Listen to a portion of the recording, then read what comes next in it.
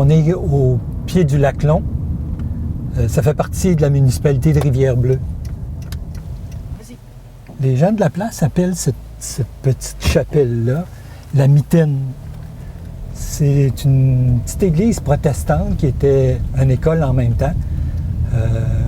Au début du 20e siècle, il y a des protestants qui arrivent ici et surtout beaucoup, c'est relatif, ils ont déjà été jusqu'à 225 le nombre, qui arrivent des États-Unis, qui ont été convertis, des Canadiens français qui ont été convertis au protestantisme, c'est des baptistes en fin de compte.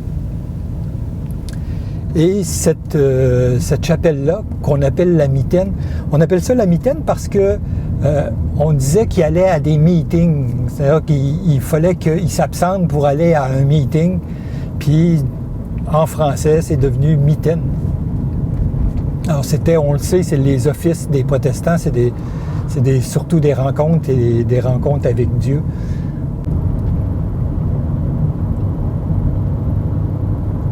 On arrive à Rivière-Bleue. Rivière-Bleue, c'est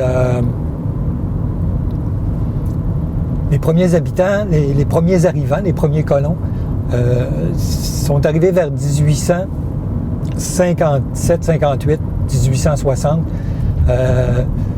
Ces premiers habitants-là venaient du sud. Un premier Américain qui s'appelait Morrison, puis après ça, suivi d'un ado qui venait du Nouveau-Brunswick. Déjà vers 1887, il y avait déjà une route entre Saint-Eusèbe et Rivière-Bleue. Il faut dire que l'arrivée du train au début du 20e siècle a permis à Rivière-Bleue de vraiment exploser au niveau de la population. On va retrouver facilement à Rivière-Bleue, à cette époque-là, 5 moulins acier importants, dont la Blue River Lumber, et la Fraser même avait un moulin où il y avait près d'une centaine de personnes qui y travaillaient. L'arrivée du chemin de fer a permis à ces moulins à scie-là d'exporter leur production.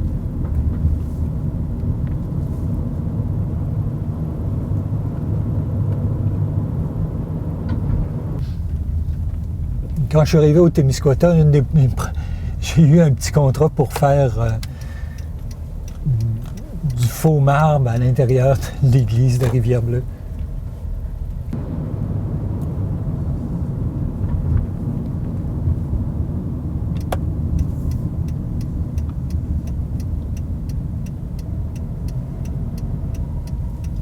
On est à la vieille gare de Rivière-Bleue.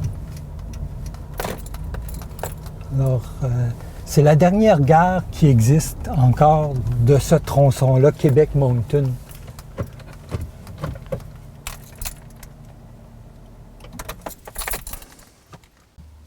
Dans cette gare-là, on retrouve un centre d'interprétation du chemin de fer et de la gare, de même que certains travaux qui sont faits par les fermières du coin.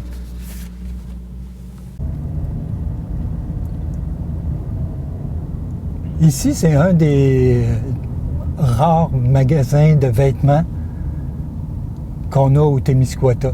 Il y en a plus, il y en a quelques-uns, mais c'est un des derniers. Spécialité féminine et masculine. On vient quelquefois vérifier la marchandise, mais c'est toujours d'excellente qualité. C'est surprenant. Rivière-Bleue, ça a été reconnu aussi pour un lieu où il y avait beaucoup de bootlegging. Il y a un festival du bootlegger et le plus grand de tous, il s'appelait Alfred Lévesque.